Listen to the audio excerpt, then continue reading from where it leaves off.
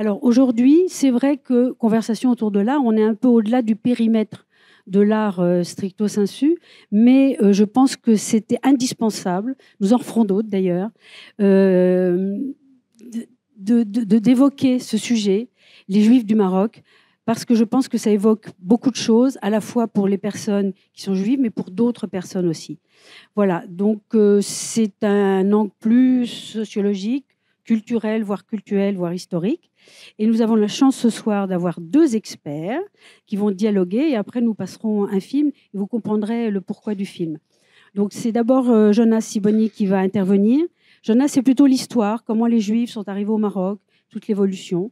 Jonas est professeur de linguistique sémitique à Strasbourg, c'est ça, je n'ai pas dit de bêtises. Donc, côté très sérieux, mais très intéressant, parce que je l'ai déjà écouté en conférence, et ce que Jonas a nous dire est absolument passionnant.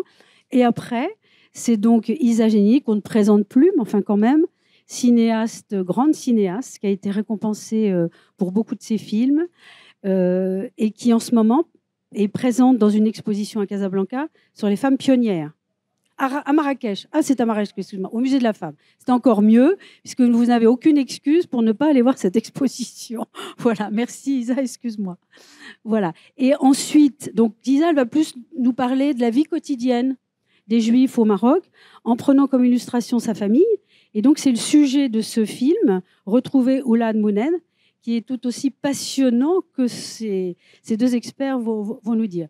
Voilà, je vous remercie d'éteindre vos portables, à la fois son et lumière, parce que de temps en temps, ça peut être un peu gênant. Je vous souhaite à tous un très bel été. Nous reprendrons ce cycle de conférences à la rentrée. Mais en attendant, très, très belle soirée à vous. Merci.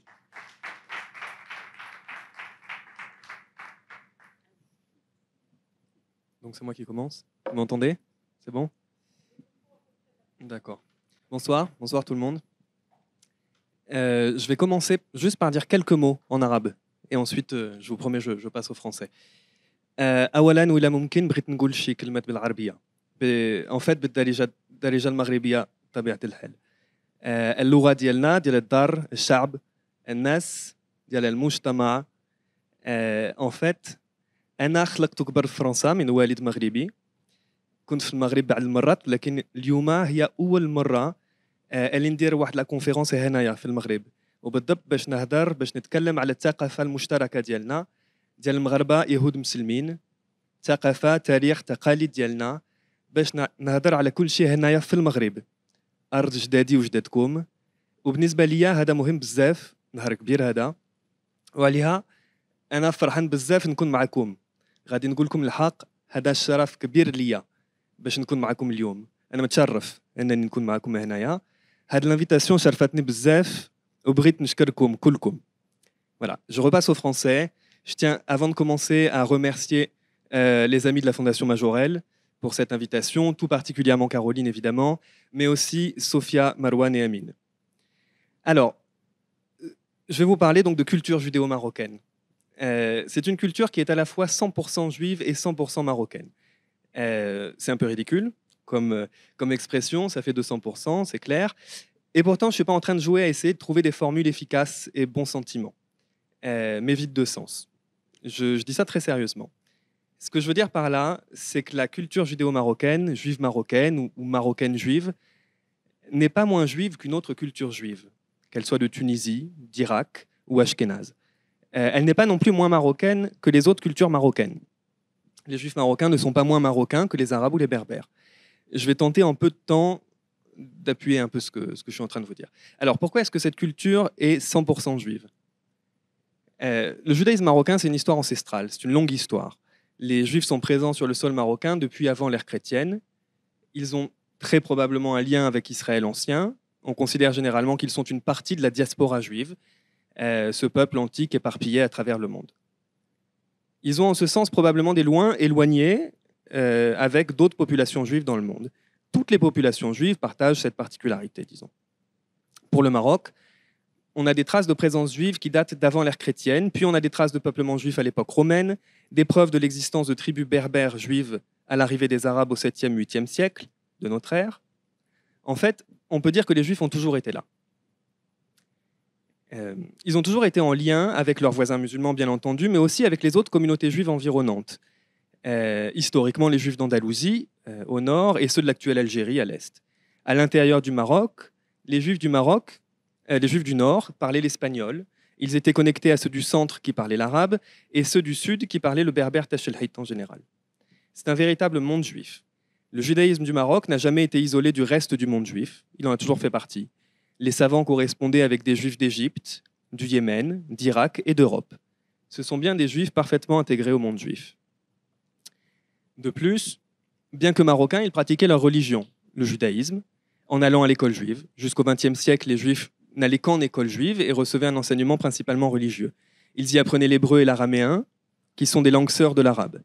Elles appartiennent à la même grande famille de langues, la famille des langues sémitiques. Les Juifs du Maroc vivaient dans un monde juif traditionnel, une vie rythmée par l'enseignement de la Torah et du Talmud, par les Shabbats, par les fêtes juives, Hanouka, Kippour, Pessah. Ils évoluaient le plus souvent dans le quartier juif, qu'on appelle le Mellah. Bref, c'était une vie juive dans son intégralité. Le monde juif marocain était très connecté au monde juif en général et au monde juif du monde arabe en particulier. Il n'était pas rare, par exemple, que des mariages soient organisés entre un juif marocain et une juive algérienne, ou au Moyen-Âge, avec des juifs ou juifs d'Andalousie. En fait, il était considéré, la plupart du temps, qu'il s'agissait d'une seule et même communauté. D'ailleurs, la distinction Maroc-Algérie est relativement récente. Je veux dire, en tout cas, le fait d'estimer que la frontière vient signaler une rupture culturelle totale entre les gens. En fait, on a, comme si on avait d'un côté le Maroc et de l'autre l'Algérie, d'un côté les Marocains, de l'autre les Algériens.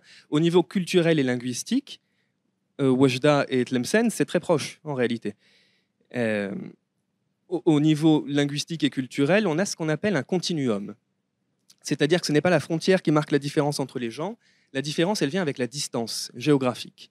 Plus on s'éloigne, plus la langue et la culture diffèrent. La frontière est une marque administrative. Pour les Juifs, c'était pareil. Les Juifs de Tanger étaient culturellement très proches des Juifs de Tétouan, mais aussi des Juifs d'Oran, en actuelle Algérie. Le concept de l'État-nation est très moderne, très récent dans l'histoire. Donc ces Juifs du Maroc étaient un maillon du monde juif. Ils étaient connus, considérés et respectés pour leurs savants, qui écrivaient entre autres en hébreu. Toute une littérature hébraïque est née ici, au Maroc. Le grand Maïmonide, qui était un juif andalou du XIIe siècle, s'est par exemple établi un temps à Fès, en fuyant les Almohades, el Mouhidoun. Il s'est probablement aidé d'un réseau juif. Un voyageur juif savait que s'il trouvait une communauté juive dans un pays étranger, il serait très probablement accueilli. Plus tard, il est parti en Égypte, où il est devenu le chef de la communauté de Fustat, qui est une actuelle banlieue du Caire. Il est aussi devenu là-bas le médecin personnel du grand Salahuddin, de Saladin. Le monde juif du monde arabe, c'était ça aussi. Il y avait un monde juif.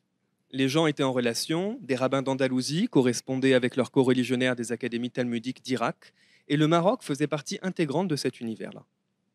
Au Maroc, les Juifs ont parlé plusieurs langues, et là on est plus dans ma spécialité. Pour vous parler de ça, je vais vous mentionner Simon Lévy. Simon Lévy, je pense qu'une grande partie d'entre vous doivent le connaître, doivent savoir qui c'est, immense spécialiste du judaïsme marocain, né à Fès en 1934 et décédé il y a quelques années. Simon Lévy a consacré une grande partie de sa vie à travailler à la sauvegarde de ce patrimoine judéo-marocain. Il a fondé, puis dirigé jusqu'à sa mort, le superbe musée du judaïsme marocain de Casablanca. Il a également rédigé une thèse de doctorat, soutenue en France, à l'université Paris 8, en 1990, dans laquelle il étudie les différents parlers arabes des communautés juives du Maroc. Il y aborde également quelques aspects historiques. Dans cette étude, dans sa thèse de doctorat, il fait une estimation à partir des chiffres de l'Alliance israélite universelle sur le nombre de juifs au Maroc. Donc en 1905, il compte à peu près 101 000 juifs. Et lui, il faisait des enquêtes linguistiques. Donc dans ces 101 000 juifs, 8 000 étaient locuteurs du berbère, avaient le berbère en première langue, en général le tachelhit, mais pas seulement, ça pouvait être du rifin aussi. 16 000 parlaient l'espagnol, en fait sa variante judéo-marocaine qu'on appelle la haketia, et 77 000 étaient arabophones. Donc on a à peu près les proportions suivantes, 8% de berbérophones, 16% d'hispanophones et 77% d'arabophones. Il faut préciser que l'arabe dialectal est connu de tous les juifs, à cette époque-là. Ça a changé après. tous les juifs, même ceux qui parlaient l'espagnol ou le berbère, avaient en général l'arabe dialectal en seconde langue, au début du XXe siècle. Mais de quel arabe parle-t-on? Il s'agit d'une série de parlers arabes qu'on appelle souvent judéo-arabes. Vous avez peut-être déjà entendu cette expression. Le judéo-arabe, les parlers judéo-arabes, c'est des choses qui font partie des langues juives. C'est un phénomène typique du monde juif. L'arabe dont on parle ici est propre aux communautés juives. Il s'agit pour le Maroc de formes spécifiques d'arabe marocain. À Fès, par exemple, les juifs parlaient un dialecte marocain certes, mais qui se reconnaissait tout de suite. C'est du marocain. On le reconnaît qu'il s'agit du dialecte juif. Ça ne veut pas dire qu'il y avait un problème de compréhension entre les juifs et les musulmans quand ils se parlaient en arabe. Pourtant, ce dialecte, ou ces dialectes, puisqu'en fait il y en a toute une série, sont ce qu'on appelle des langues juives parce qu'elles ont développé les mêmes particularités linguistiques que les langues juives des autres pays, comme le yiddish en Europe, qui est la langue des juifs ashkénazes, une partie des juifs ashkénazes, et qui se base sur de l'allemand médiéval, ou le judéo-espagnol, qui est la langue des juifs expulsés d'Espagne. Ces dialectes et ces langues ont toutes en commun la même chose. Elles empruntent du vocabulaire hébreu et araméen, en fait, pas tant que ça, mais c'est une spécificité. Hébreu et araméen parce que c'est les langues que les juifs étudiaient dans leurs écoles, dans la pratique de leur religion. Dans les dialectes juifs, on utilise de nombreuses expressions qui sont en arabe, mais qui font référence à la vie juive, donc qui sont très spécifiques. C'est-à-dire que ces dialectes sont ancrés dans cette communauté. Souvent, les juifs ont un accent spécifique. Ce n'est pas un accent étranger, c'est un accent de quartier, un accent de communauté qui est relatif à l'histoire spécifique de telle ou telle communauté. Et surtout, quand on les écrit, on les note avec des lettres hébraïques. C'est de l'arabe qu'on écrit avec l'alphabet hébreu. C'est caractéristique de l'histoire juive. Au niveau plus linguistique, d'ailleurs, si on y réfléchit un instant, le dialecte judéo-arabe de Fès, bien qu'il appartienne à la grande famille des langues arabes, et de l'arabe marocain en particulier, c'est un dialecte qu'on décrit, donc désolé pour la parenthèse technique, en dialectologie, on parle d'un parler communautaire citadin pré-hilalien. Le judéo-arabe marocain de Fès, aussi marocain soit-il, personne d'autre que les juifs de Fès n'ont jamais parlé cette langue. C'est une langue 100% juive, comme le reste de la culture juive du Maroc. Je passe à la deuxième partie de mon exposé, dans lequel je vais développer l'inverse, l'idée que cette culture est également 100% marocaine. Les juifs sont au Maroc, ou en tout cas sur le territoire qui est aujourd'hui le Maroc, depuis la nuit des temps. Les plus anciennes traces de peuplement juif locaux remontent à avant l'ère chrétienne, comme je l'ai dit en introduction. Ils sont ce qu'on appelle des indigènes, des autochtones. Alors ces mots sont horribles, c'est vraiment pas très beau, mais je les utilise dans leur sens précis, et surtout le sens qui a été utilisé à l'époque. De manière non connotée, c'est-à-dire que les juifs sont dans l'ensemble des originaires du pays. Ils ne viennent pas d'ailleurs. Ou en tout cas, aussi loin qu'on puisse remonter, aussi loin qu'on puisse retracer le parcours de cette communauté, de façon crédible et historique, je veux dire, aussi loin qu'on puisse aller, leurs racines sont ici au Maroc. Comme je l'ai introduit, il y a très probablement un apport du Moyen-Orient à un moment, puisque ces communautés prient et étudient en hébreu et en araméen, qui sont des langues qui viennent du Moyen-Orient, du Proche-Orient. Le judaïsme est une culture effectivement née au Proche-Orient, sur la terre de Canaan, dans les royaumes hébreux d'Israël, Samarie et de Juda. Donc oui, il y a un apport de cette région. Mais cet apport, cette origine remonte à des temps immémoriaux. C'est-à-dire que ce qui fait le Maroc est né avec ces gens déjà sur place, depuis longtemps. Et surtout, c'est une des origines culturelles des Juifs marocains. Le judaïsme marocain, c'est une symbiose. D'ailleurs, même parmi les Juifs, ont coexisté en réalité au moins deux communautés distinctes. Une qu'on appelle en hébreu les Megorachim. Megorachim, c'est une expression qui signifie expulsé. Il s'agit des expulsés d'Espagne. La dernière de ces expulsions a eu lieu en 1492. Donc même eux, c'est quand même assez vieux. Contrairement à ce que beaucoup pensent, les Megorachim sont une minorité parmi les Juifs marocains. On les estime à 10 ou 20% des Juifs marocains qui sont originaires d'Espagne. Ils parlaient en général l'espagnol et en général avaient l'arabe en seconde langue. Ils étaient majoritaires dans les villes du nord du pays, dans la région de Tanger-Tétouan et dans d'autres endroits, et on les retrouve en petits groupes un peu partout dans le pays. L'autre groupe, le groupe majoritaire, est celui appelé en hébreu les Toshabim. Toshabim, qu'on prononcerait en hébreu moderne Toshavim, ça signifie autochtone. Ça signifie les habitants, les résidents. C'est la grande majorité des Juifs du Maroc. On les appelle parfois en arabe aussi, les Bildiyin. Ils parlaient l'arabe marocain sous diverses formes. Certains avaient aussi le berbère en première langue et l'arabe ensuite. Donc si je récapitule, on a une communauté dont les racines se perdent dans le temps, des hispanophones au nord, des berbérophones au sud, une grande majorité d'arabophones. Les hispanophones et les berbérophones ont l'arabe en seconde langue, c'est quand même très marocain. En fait, si je dis que le judaïsme marocain est 100% marocain, c'est parce que ce qui fait cette culture, cette histoire, cette langue, ce mode de vie, qui est celui des juifs marocains, le judaïsme marocain en tant que tel est né au Maroc. C'est un phénomène de la société marocaine, de l'histoire marocaine. C'est une histoire marocaine. Même si on trouve des éléments qui viennent d'ailleurs, n'est-ce pas toujours le cas pour toutes les populations partout dans le monde? Nous avons tous une histoire multiple et composée. On a 2 parents, 4 grands-parents et 8 arrière-grands-parents. Les cultures sont toujours le fruit de rencontres et on peut toujours remonter avant et choisir que le point de départ de notre identité, c'est l'avant ou l'ailleurs. C'est toujours possible de faire ça. Mais le résultat ici, de ces multiples avant et ailleurs, c'est le judaïsme marocain. Avec donc des origines d'Israël ancien, du monde berbère, du monde arabe, un apport espagnol. Le judaïsme marocain, concrètement, c'est le judaïsme au Maroc. Je reviens un instant sur la question de la langue, des langues des Juifs au Maroc, qu'on appelle de plusieurs manières d'ailleurs. On parle de judéo-arabe, de judéo-marocain, des parlers arabes des Juifs. En arabe, on a d'autres expressions. On dit l'arabiya del millah, c'est-à-dire la langue arabe du quartier juif, du millah. L'arabiya dielna, entre Juifs, les gens disent ça souvent, notre arabe. On entend aussi l'expression l'ihoudiya, pas dans le sens de Yahoudiya, qui veut dire le judaïsme, mais dans le sens de la langue juive. Les Israéliens l'appellent le marocaïte, donc eux disent le marocain. Donc vous voyez, même dans l'appellation, on hésite entre juif, Yehoudiya, arabe, arabiya, marocain, marocaïte, d'autres disent morabiya, judéo-marocain, arabe. En fait, si on hésite, c'est parce que c'est tout ça à la fois. Et cette pluralité, propre à l'histoire culturelle du Maroc, on ne sait plus comment l'appréhender. Parce que là où il y a pluralité, il y a complexité. Cette langue, disons judéo-arabe, désigne en fait l'arabe marocain tel qu'il est parlé par les juifs.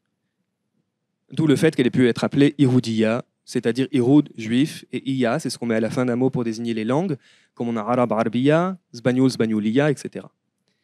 Pourtant, les Israéliens l'appellent le marocain, et beaucoup l'appellent le judéo-arabe marocain. Donc en fait, c'est l'arabe local tel qu'il est parlé dans le quartier juif. Le judéo-arabe de Fès, c'est de l'arabe de Fès, avec quelques particularités, certes, mais le fait qu'il soit spécifique ne signifie pas qu'il est étranger. On y trouve quelques mots hébreux, quand on l'écrit, c'est avec des lettres hébraïques, mais concrètement, ce sont des dialectes de l'arabe marocain, ceux de la communauté juive. À Marrakech, les juifs parlaient l'arabe de Marrakech avec quelques spécificités repérables, certes. Quel que soit son nom à cette langue ou à ces langues, elles sont nées au Maroc. Il n'y a aucun problème de compréhension entre un locuteur du judéo-arabe de Meknès et un locuteur musulman de l'arabe de Meknès. C'est un phénomène 100% marocain. Et pour cette langue, même si on parle de judéo-arabe, on n'est pas dans du 50% juif, donc hébreu, et 50% arabe, pas du tout. Ici, le terme judéo signifie juif. Judéo-arabe, ça veut dire arabe parlé par des juifs. Ça ne veut pas dire moitié-moitié. Essayez de parler judéo-arabe marocain avec un juif de Chine ou un juif de Biélorussie, vous verrez bien, ça ne marche pas. Par contre, adressez-vous en judéo-arabe marocain à un Fassi, un Marrakchi ou un Bidawi, il trouvera peut-être votre accent bizarre et vos expressions un peu vieillottes, mais vous parlerez vraiment la même langue. On a oublié que les Juifs font partie intégrante de ce pays, et une fois de plus, ce n'est pas un slogan. Les Juifs étaient là dès le départ, dans tout le pays, dans les grandes villes, dans les campagnes, à toutes les époques, lors de tous les grands moments de l'histoire de ce pays. D'ailleurs, si on se concentre un peu sur leur judaïsme, parmi les judaïsmes qu'on trouve dans le monde, on verra qu'il existe des éléments qu'on ne retrouve qu'au Maroc. Même s'ils sont intégrés dans la tradition juive locale, ce sont des coutumes judéo-marocaines, et uniquement judéo-marocaines, donc marocaines. Il existe par exemple un culte particulier, ici, chez les Juifs, et qui est en réalité partagé par tous les Marocains, il s'agit du culte des saints. Le culte des saints, c'est le fait de se souvenir de grands sages locaux, de grands savants, ou de personnages ayant vécu des expériences extraordinaires. Ces grands hommes, on leur voue un culte, c'est-à-dire qu'ils ont des mausolées, des sanctuaires, et que chaque année, on va en pèlerinage leur rendre visite, ou leur rendre hommage plutôt. On appelle ça, dans la communauté juive, une hiloula. C'est précisément la même chose que ce que les musulmans appellent le moussem. Pourtant, si moussem est un mot arabe très clairement identifié, c'est maousim en arabe qui signifie une saison, parce qu'on le fait une fois par an, c'est saisonnier, le nom hiloula est d'origine un peu plus obscure. Certains disent que ça vient du judéo-araméen, et hiloula, c'est très possible. Hiloula en judéo-araméen signifie fête, mariage ou anniversaire de la mort de quelqu'un. Donc on est dans le domaine du possible. Mais le mot existe aussi en arabe dialectal, où il veut dire tapage, vacarme d'une foule qui manifeste sa joie, hiloula. La pluralité, la mixité culturelle de cette communauté fait aussi qu'on peut se poser ce genre de questions légitimement. Ce genre de mots pourrait en effet, théoriquement, venir de l'hébreu, de l'araméen, de l'arabe ou du berbère. C'est vrai. Culturellement et linguistiquement, ces communautés sont touchées par ces 4 langues. Mais les discussions sur l'origine de ces mots en disent souvent aussi beaucoup sur les rapports entre les gens, surtout les rapports du XXe siècle, où chacun essaie de se réapproprier les choses, mais souvent dans le sens où on estime que se réapproprier, c'est se séparer. C'est se réfugier dans ce qu'on imagine être une identité pleine, monolithique et homogène. C'est-à-dire dans l'idée qu'on n'est pas les mêmes gens, qu'il n'y a pas vraiment de brassage culturel. Bref, non seulement cette tradition du culte des saints est en fait commune aux juifs et aux musulmans, mais en plus, certains saints sont vénérés par les juifs et les musulmans en même temps. Comment expliquer ça ? Pour certains, il est communément admis que ces saints sont juifs. Et pourtant, les musulmans les vénèrent quand même. Mais peut-être que c'est surtout parce que c'est en tant que Marocains qu'ils le font. Même si on comprend moins bien ces choses-là aujourd'hui, où tout semble défini avant tout par l'identité religieuse, à une époque, sans être dans le mythe du c'était mieux avant, à une époque, ce n'était pas nécessairement en tant que juif ou musulman qu'on vénérait quelqu'un, mais aussi peut-être dans le cadre de l'histoire spirituelle locale, celle du Maroc. Ce sont nos saints communs parce que ce sont des saints marocains, des personnages locaux. D'autres saints sont musulmans et les juifs les vénèrent aussi. Enfin, le 3e cas est celui de ceux dont on ne sait plus vraiment s'ils étaient juifs ou musulmans. Il y en a un certain nombre. Ce culte des saints, c'est vraiment le Maroc. Même quand il s'agit de saints qui étaient des rabbins et que seuls les juifs vénèrent, tous les cas de figure existent chez les saints marocains. Donc même quand c'est exclusivement juif, c'est aussi parfaitement marocain puisque ce culte n'existe qu'ici. Juif ne signifie pas que ça vient d'ailleurs. Et ce culte des saints juifs, ce n'est pas un culte juif dans l'absolu. Ce ne sont pas des saints pour les juifs d'Australie. C'est un culte juif absolument local. D'ailleurs, au niveau strictement juif talmudique, une telle adoration d'hommes et pas seulement de Dieu est souvent considérée comme discutable par les autorités rabbiniques non marocaines. Alors, je prends encore quelques minutes pour vous parler d'une dernière chose qui est particulière au judaïsme marocain. C'est quelque chose que vous connaissez peut-être. Il s'agit de la fête de la Mimouna. Déjà 2 mots, je ne peux pas m'en empêcher, c'est ma formation, 2 mots sur le nom de cette fête, Mimouna. On n'a tellement plus l'habitude que quelque chose puisse être complètement juive et complètement marocaine à la fois, qu'on va chercher à trouver dans le nom de ces pratiques, dans les mots, une étymologie, une origine en hébreu ou en araméen. On se dit que si c'est juif, le nom est forcément hébreu ou araméen. C'est une erreur. Ça existe aussi, parfois j'en ai parlé, évidemment, il y a des choses qui sont en hébreu et en araméen, mais pour Mimouna, ça ne tient pas. Chez les juifs du Maroc, c'est très courant, ce genre de débat, ce genre de discussion. Un peu comme ce que je vous ai dit sur le mot Hiloula, le nom de Mimouna a fait l'objet de débats, dans lesquels on comprend souvent que les gens penchent vers des étymologies qui non seulement sont maladroites, c'est ce qu'on appelle des étymologies populaires, mais surtout qui sont orientées. On cherche des origines hébraïques pour les juifs et des étymologies arabes pour les musulmans. C'est une logique binaire du chacun chez soi. Mais l'histoire, la culture et la langue ne fonctionnent pas de cette manière. En fait, les choses sont souvent beaucoup plus mélangées que ça. Et je pense que peut-être que ça dérangeait moins avant. Ou en tout cas, ce n'était pas en ces termes-là, disons, qu'on le savait. Ça étonnait moins, plutôt. À ce sujet, je ne sais pas si vous avez lu la bande dessinée Le chat du rabbin de Johann Sfar. Il y a un passage qui est très drôle, qui est exactement là-dessus. Il y a vraiment une discussion de cet ordre-là. On a le chat du rabbin qui se dispute avec l'âne de l'imam. Ils sont sur la tombe d'un saint que vénèrent le rabbin et l'imam en même temps. Le saint se nomme Messaoud Sfar. Le chat du rabbin insiste en disant que c'est un saint juif. La preuve, son nom est Sfar. Sfar, ça veut dire scribe en hébreu. Et l'âne lui rit au nez en disant « mais pas du tout, il était musulman ». Sinon, pourquoi est-ce que l'imam viendrait en pèlerinage ici ? Sfar, c'est un nom arabe qui veut dire jaune. Ensuite, leur discussion tourne au vinaigre, c'est une scène qui est très drôle et surtout qui est très exacte. C'est vraiment le genre de discussion qui existe. Bref, le nom de la Mimouna, et là je me repositionne en linguiste, ce nom est très clairement arabo-berbère, contrairement au nom des autres fêtes juives, puisque cette fête-là, elle est marocaine. C'est un indice de plus sur l'aspect complètement local de cette fête.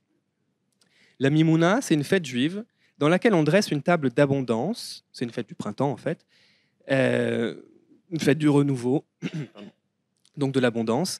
Dans cette fête, on invite ses voisins musulmans. C'est-à-dire qu'à l'origine, c'est une fête qui s'articule complètement dans la vie du village marocain. C'est vraiment un événement local qui s'est construit, qui est né dans la vie et la société marocaine. C'est un événement familial marocain, la Mimouna. Pour revenir sur son nom, les différents arguments qui traitent de la question sont souvent motivés par des aspirations identitaires ou idéologiques. Ce n'est pas machiavélique non plus, c'est les concepts de notre époque.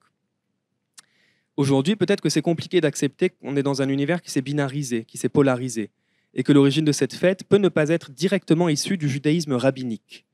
C'est pour ça qu'il est courant d'entendre certaines étymologies à ce sujet, au sujet du mot Mimouna, du nom de cette fête. Certains disent que ce nom fait référence à Rabbi Maïmon, qui était le père de Maïmonide, et que la date de la célébration de la Mimouna correspond à l'anniversaire de sa mort. Pour d'autres, le mot est construit sur la racine hébraïque amana, qui est celle qui a donné le mot amen, qui signifie croire ou avoir la foi. Pour d'autres encore, Mimouna vient du mot hébreu d'origine araméenne, mammon, qui signifie richesse. Et donc, c'est vrai que ça colle. Ça aurait pu donner l'idée d'abondance, qui est en lien, très clairement, à la fête de la Mimouna. Alors, micro-parenthèse technique sur cette étymologie-là. Si c'était le cas, la seule forme susceptible de bifurquer de donner le mot Mimouna, c'est le mot mimoun, qui en hébreu vient du verbe mimen et qui est un total anachronisme. Ce mot n'apparaît qu'en hébreu pré-moderne. Cette explication ne tient absolument pas, linguistiquement. Pourtant, c'est la plus répandue. Donc ces explications-là, elles sont arrangées dans les étymologies populaires. Vraisemblablement, l'origine du nom, de surcroît très présent et très fréquent chez tous les Maghrébins, en fait. C'est un prénom, c'est un nom de localité. C'est Mimoun, qui vient de la racine arabe yaman, yamana, qui signifie bon augure, félicité et bonheur. Cette piste étymologique, elle est confirmée par l'histoire même de cette fête. Les origines de cette fête sont assez obscures. Elle est née au Maroc, en général, c'est à peu près tout ce qu'on sait. À ce sujet, il y a un chercheur israélien d'origine marocaine qui s'appelle Yigal bin Noun, qui a fait un excellent travail, une excellente enquête, et voilà ce que donnent ses résultats. Pour lui, il suppose que la fête consistait au départ à demander la grâce et la félicité à des puissances surnaturelles connues au Maroc, qui s'appellent Simimoun et Lalla Mimouna. Une table est toujours dressée à l'occasion de cette fête. Elle est d'ailleurs assez différente de ce qui se fait habituellement lors des autres fêtes marocaines. On a des objets, symboles d'abondance, de fertilité, de chance, qui sont posés sur une table et autour de laquelle on prononce une formule en arabe, pas en hébreu, en arabe. Tarbho ou tsa'do, que vous obteniez succès et chance. La suite est de même composition, des chants sont entonnés en l'honneur d'une certaine Lalla Mimouna. Lalla Mimouna, ça veut dire Madame Chance, à peu près. Et on dit, pendant cette fête juive, on dit Lalla Mimouna Barka Mas'ouda. Madame Mimouna, Madame Chance, Madame Félicité, qu'elle soit bénie et reçoive la félicité. Mais donc, à qui est-ce qu'on s'adresse à ce moment-là? C'est qui Lalla Mimouna? Pour Yigal bin Noun, il traite la question dans plusieurs travaux. Cette fête est avant tout dédiée à un personnage imaginaire local, très ancien, qui doit être nourri par cette table au symbole d'abondance, de succès, de santé, de bonne fortune, dans le but d'apaiser sa colère. En ce qui concerne l'origine de cette fête, ça ne fait pas très monothéiste. Hein. C'est vraiment quelque chose qui dépasse largement le cadre du judaïsme en réalité. Pour l'origine de cette fête, Yigal bin Noun mentionne des voyageurs qui sont venus au Maroc, des voyageurs européens, et qui ont constaté, il y a assez longtemps déjà, que les Juifs pratiquaient un culte particulier à ce niveau-là. On a d'abord un voyageur qui s'appelle Benjamin II, qui, en 1852, un voyageur européen, observe les Juifs et dit qu'ils célèbrent ce qu'ils appellent la nuit d'El-Mimoun, au masculin, pas Mimouna, El-Mimoun. Donc on voit que ça a évolué, ça a bougé dans le temps. Un autre témoignage encore plus ancien, celui d'un certain Samuel Romanelli, qui était un juif italien de la fin du XVIIIe siècle, qui visite le Maroc et qui est surpris de voir les Juifs dresser une table particulière et se rendre visite les uns les autres, à la fin du XVIIIe siècle. Il s'agit très clairement de la même fête. Enfin, en 1772, Rabbi Haïm Yosef Azoulay et Elkana Bari Roham racontent que le jour qui suit la fête de Pessah était considéré par les Juifs comme une période vulnérable, et qu'il était coutume de faire une fête pour se protéger du mauvais œil et particulièrement pour apaiser les deux démons, Mimoun et Mimouna, en 1772. Il semblerait que ce soit là la fonction première de la fête, qu'on a largement oubliée, apaiser les esprits des démons locaux, Mimoun et Mimouna.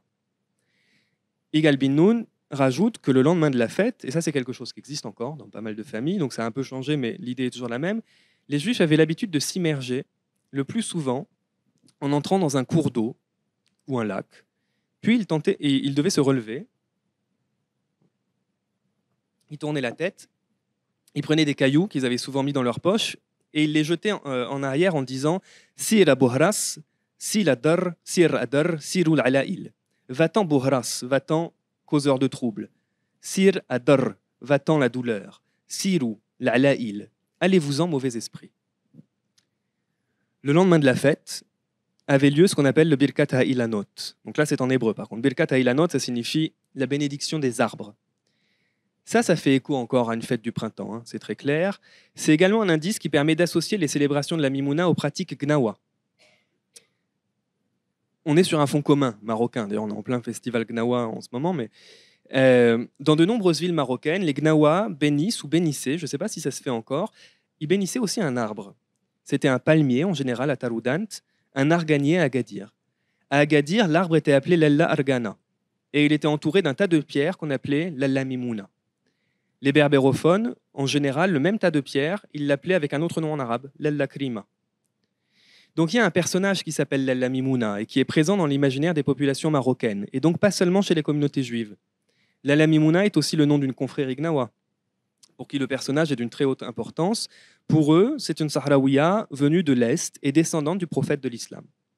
Pour les Gnawa en général, l'Alla Mimouna et Sidi Mimoun, c'est deux puissances surnaturelles. On a aussi, dans un vieux manuscrit médiéval espagnol du XVe siècle, une première référence de ces personnages, un certain démon roi-dieu qui s'appelle Mimoun, qui est surnommé à l'époque Mimoun noir d'Occident et qui est le mari d'une certaine Mimouna. Donc sur le fond commun des croyances et traditions marocaines, on a aussi un chant gnawa qui est chanté pour amadouer une fameuse Lalla Mimouna. Voilà ce que donne le chant gnawa. Ifrah lihal kbir uzghir. Jeunes et vieux se réjouiront pour elle.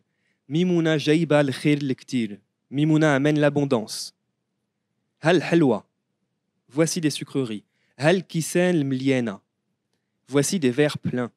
Ha hiya jet lalla Mimouna. Ha hiya jet mbarka Mas'ouda. La voilà qui arrive, Madame Mimouna, la voilà qui arrive, qu'elle soit bénie et reçoive la félicité.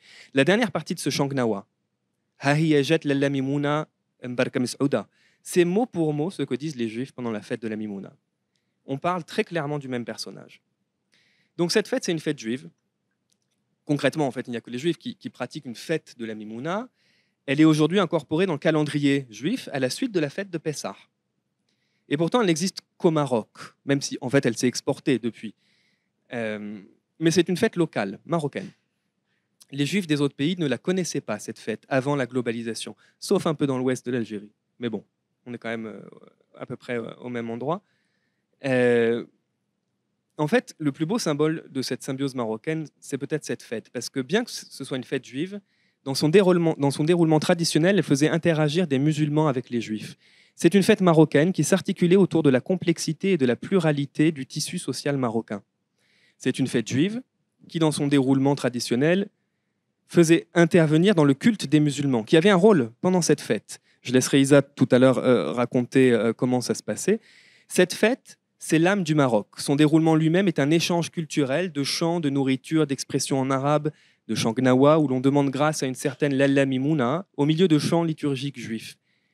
Son nom est marocain, et dans le monde académique, on estime de plus en plus que c'est probablement une fête berbère à l'origine, qui aurait été oubliée par les berbères musulmans, mais maintenue par les berbères juifs, et que ces derniers auraient ensuite transmis aux autres Marocains juifs. Cette fête, c'est le Maroc pluriel, c'est la vie ensemble, et pas seulement la tolérance, tasamoh en arabe, qui est une valeur à double tranchant, la tolérance, parce que quand on tolère, ça veut un peu dire qu'on est sympa d'accepter une situation qui n'est pas simple.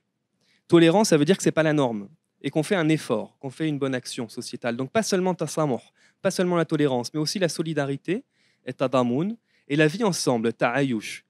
Pas seulement la vie ensemble, mais peut-être surtout l'envie d'être ensemble. Je vous remercie et je vais passer la parole à Isa.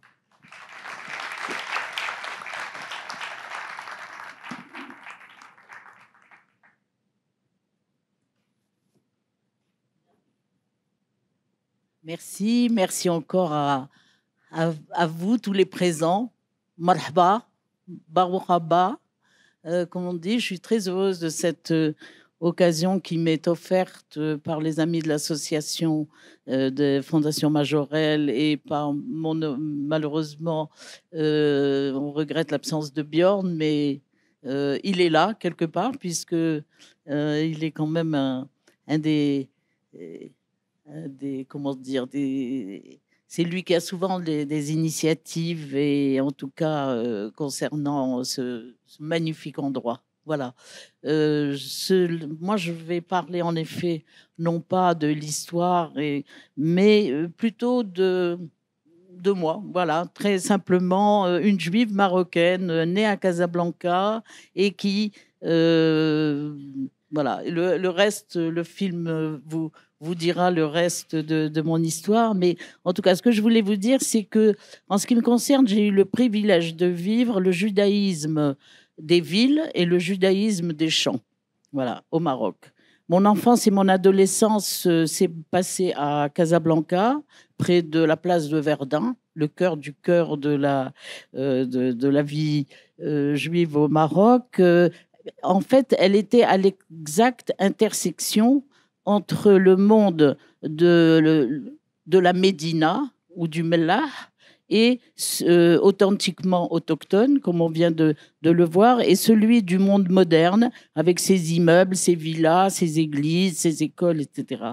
Donc, le monde urbain, c'était à la fois un espace privé, celui de la religion, des traditions spécifiques à chacune d'elles, et un espace public, toutes religions confondues, où se partageait le commerce, les relations sociales et amicales, en fait, une connaissance mutuelle, même basique, des us et coutumes respectives, suffisait à instaurer le respect, la convivialité dans les limites à ne pas franchir, comme par exemple les interdits alimentaires ou les mariages mixtes. En somme, un certain équilibre régnait dans ce Maroc pluriel. Même si toutes les cultures n'évoluaient pas à la même vitesse. Le Maroc des champs que j'ai eu le privilège de fréquenter dans mon enfance et qui m'a profondément marqué, sans doute influencé mon parcours, c'est celui de Gara, qu'on appelait à l'époque boucheron pendant le protectorat français. C'est celui des plaines céréalières de la Chaouia. Petite dernière d'une fratrie de 9 enfants, mon père m'emmenait souvent avec lui. Marchand de céréales, il y séjournait du dimanche au vendredi, Shabbat oblige, pour y assurer le souk du jeudi, souk al-Khamis.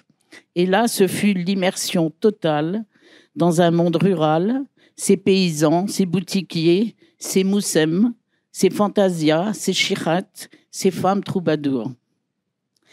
Évidemment, de tous ces trésors, de toutes ces strates fondatrices, je n'en ai pris conscience que très longtemps après, très longtemps après.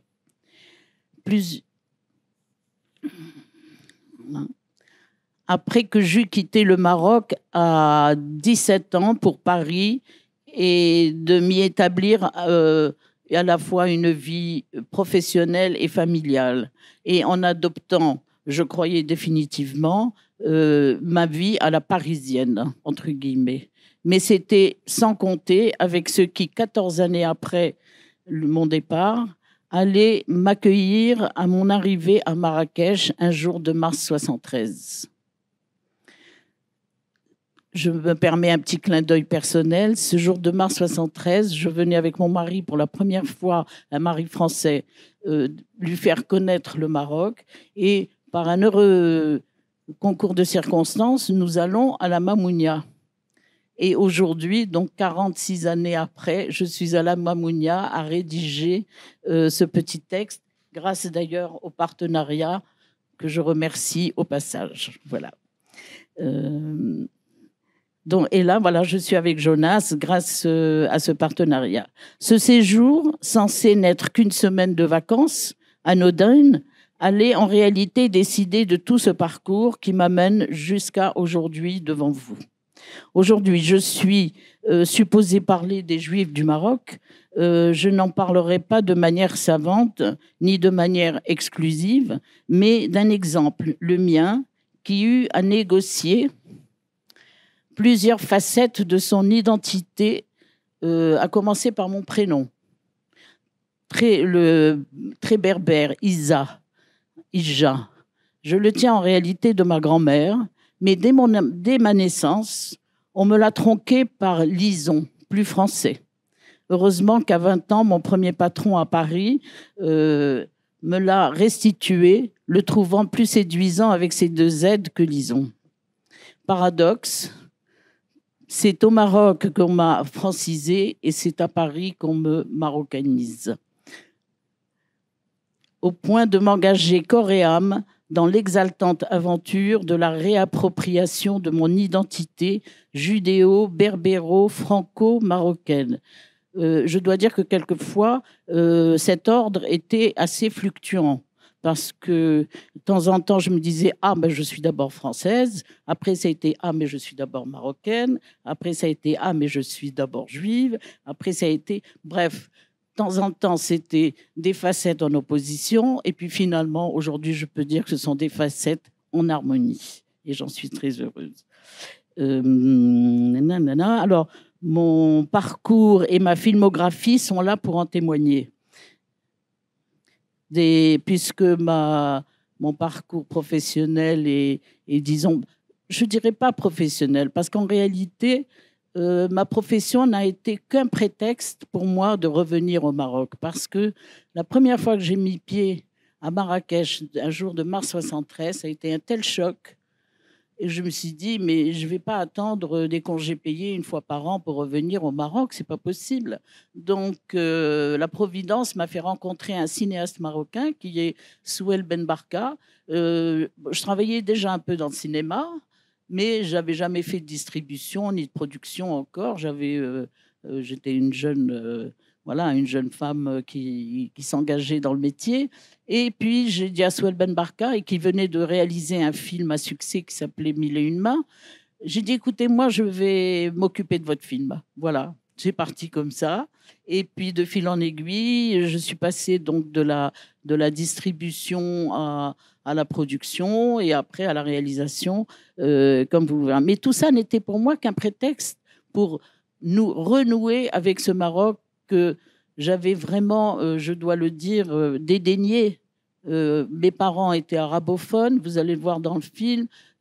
Pour les adolescentes francisées que nous étions, c'était presque une honte. Je le dis aujourd'hui avec beaucoup de regrets, mais en tout cas, grâce à ce parcours, j'ai pu enfin redresser cette image négative. Au contraire, aujourd'hui, en leur rendant un hommage vibrant, pas seulement à mes parents, mais à travers eux, toute cette société analphabète et qui vivait d'une manière cruelle ce complexe de ne pas avoir été scolarisé, etc., alors qu'en réalité, c'était des gens d'une immense valeur. Je crois que tu ne me contredirais pas là-dessus. Mais bon, j'ai eu la chance un jour, à temps d'ailleurs, puisque c'était au moment où j'étais à la veille de perdre mes parents, d'avoir pu recueillir quand même leurs paroles à temps à ce moment-là. Donc je disais que je ne parle pas en tant que juive, parce que je ne suis pas du tout une spécialiste du judaïsme marocain. D'ailleurs, Zohra Hili, qui est directrice conservatrice du musée, du seul musée juif de Casablanca qui est là présente, elle m'a dit, mais comment ça se fait dans ta filmographie, tu n'as que 2 ou 3 films sur le judaïsme. Effectivement, ce n'est pas du tout l'ensemble de mon travail ni de ma filmographie, puisque j'ai fait des films aussi bien sur des musiques soufis que sur Lena Solrewan, que sur etc. Donc je veux dire, tu parlais de la marocanité, voilà, je veux dire, je suis une Marocaine qui a eu la chance d'aborder et de témoigner de toute cette marocanité qui s'exprime dans la musique, dans les traditions, dans les valeurs humaine, sociale, familiale. Voilà. Donc, c'est en tant qu'une Marocaine que je parle là.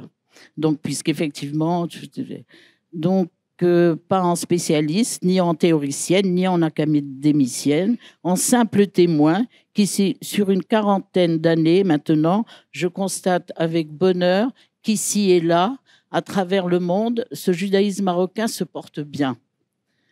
Il serait même tendance aujourd'hui. Hein. Un sociologue nous disait, un sociologue vous dirait mieux que moi les raisons profondes.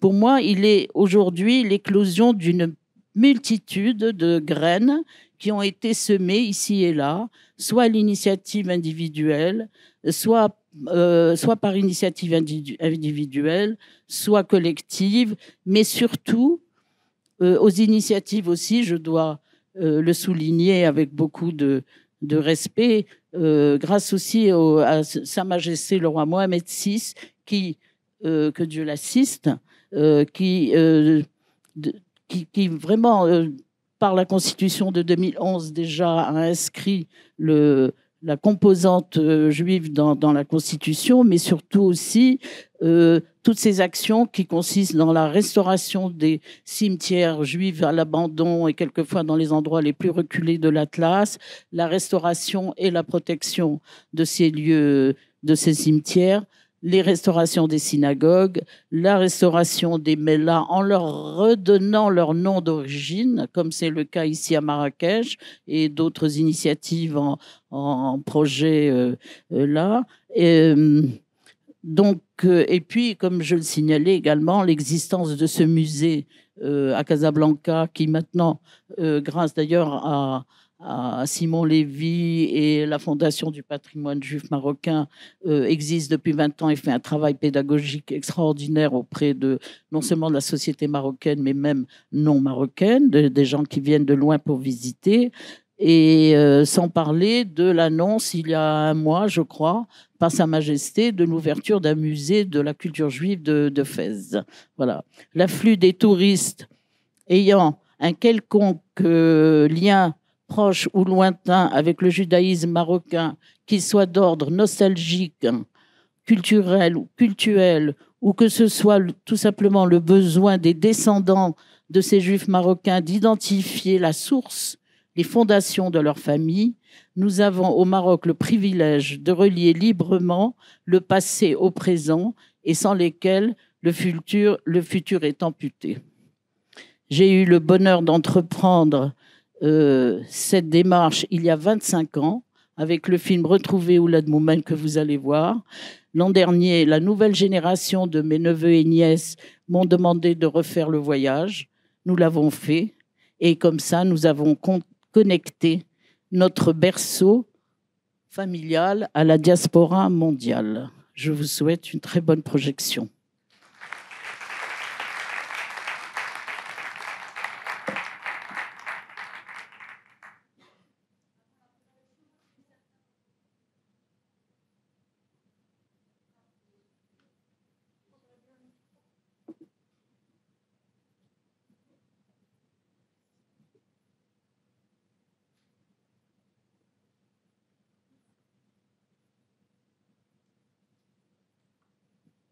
Merci.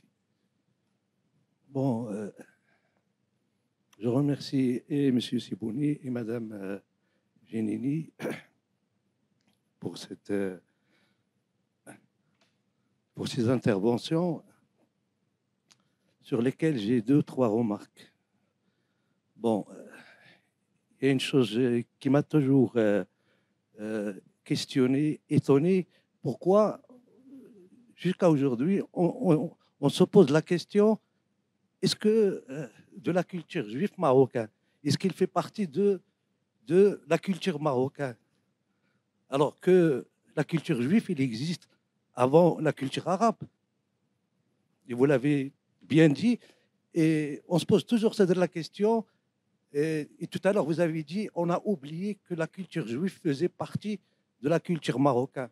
Mais j'aurais bien aimé comprendre et savoir qui ont. Bon, c'est vrai que le politique, il a toujours et même l'intellectuel, l'universitaire.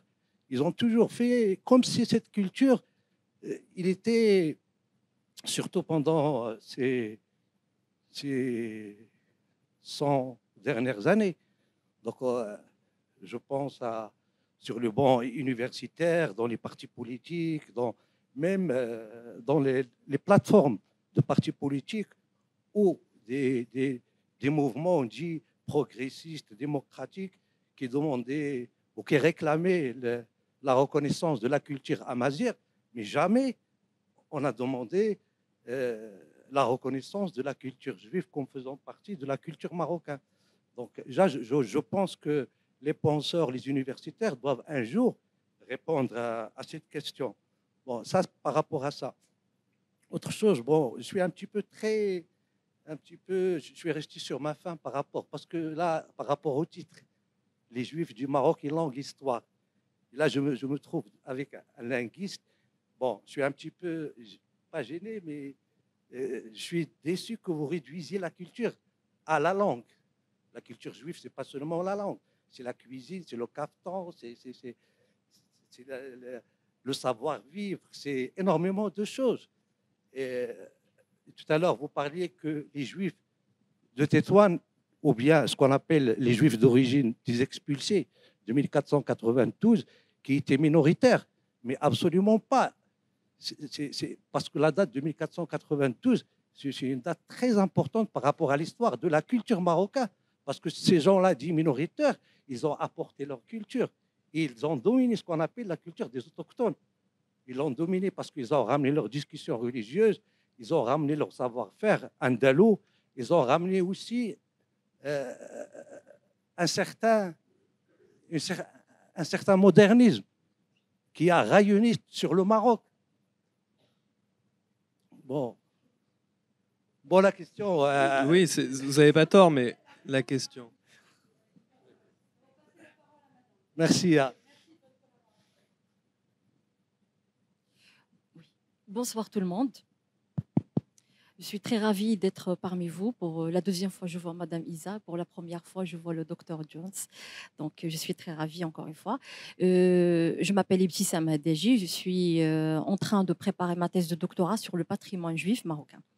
Alors, ce que vous avez dit, Dr Jones, est très important et ça m'a interpellée parce que pour moi, le patrimoine, c'est comme la mémoire, ils sont identiques parce que ça nous incite ça nous incite à faire une attitude de se souvenir, de maintenir ce qui s'est passé au passé. Maintenant, moi, étant que chercheur, alors, ma question par rapport à vous, parce que vous êtes en avance par rapport à moi, c'est tout à fait normal. Selon vous, ou d'après vous, comment je pourrais approcher cette problématique des adieux et des bienvenus des Juifs marocains, parce qu'on a affaire quand même à une décomposition identitaire ou une recomposition identitaire. Comment je peux me positionner face à cela afin de réussir cette valorisation du patrimoine, parce que ce qui m'intéresse en fait en profondeur dans ma thèse, c'est le culte des saints, plus précisément les Benzmero, parce que je suis safiote. Donc, Safi, ma ville, il n'y avait pas le Mellah, le quartier des Juifs. Donc, on ne disait pas qu'il n'y avait pas une existence absolue d'un quartier Mellah à Safi. Et ça, c'est une exception. Entre parenthèses, de la ville de Safi par rapport aux autres villes marocaines. Donc, selon vous, comment je pourrais faire pour bien maintenir cette identité juive marocaine, surtout que j'ai en ma possession, et d'ailleurs je suis très ravie de le lire, Haïm Zafrani a beaucoup parlé sur le culte des saints, des choses très intéressantes que j'aimerais mettre en valeur afin d'ancrer ce patrimoine. Et merci.